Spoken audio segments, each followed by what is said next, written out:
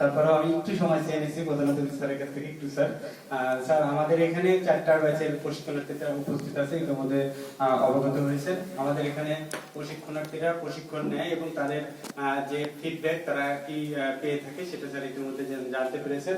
আমি এর জন্য বিশেষভাবে ধন্যবাদ জানাচ্ছি আমাদের প্রশিক্ষক দেরকে। তারা অত্যন্ত আন্তরিকভাবে প্রশিক্ষণ দিয়ে থাকে, তার যার প্রেক্ষিতেই আমরা আমাদের এই সাফল্য, আমাদের পার্টিসিপেন্ট বিন্দু আজকে আমাদের এইভাবে মূল্যায়ন করতে পারছেন বা তাদের যে প্রাপ্তিটা।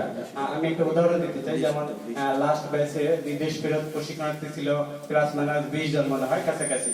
তো সেখানে তাদের প্রথম দিনে আমরা যখন উদ্বোধনী আয়োজন করেছি আমরা, তখন তারা বলছিল যে আমি জিজ্ঞাসা করেছিলাম আপনি কেন আসছেন, আপনি কেন আসছেন। তার মধ্যে একাধিক জনের মন্তব্য ছিল এরকম যে আমি যদি এখান থেকে প্রশিক্ষণ করে যাই তাহলে আমি ওয়েলফেয়ার সেন্টার থেকে টাকা পাবো, 10,000 বা কত জন টাকা পায় তারা, এই জন্য তারা প্রশিক্ষণ নিতে আসছে।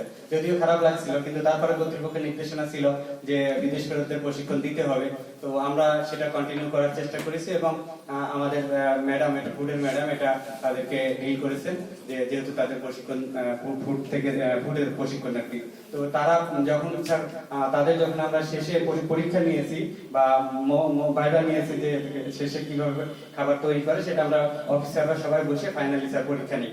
তো শেষে সবার ফিডব্যাক এত ভালো পেয়েছি যে তারা বলছে যে মানে তারা বিদেশ মানে টাকা পাওয়ার জন্য না, তারা এখানে আসলে মানে এখন তারা নিজে কিছু করতে চায় এবং মাঝপথে এসে তারা এতটাই হয়ে গেছে যে না, আমি টাকা পাওয়ার জন্য না, শুধু আমাদেরকে শিখতে হবে, ভালো কিছু করতে হবে।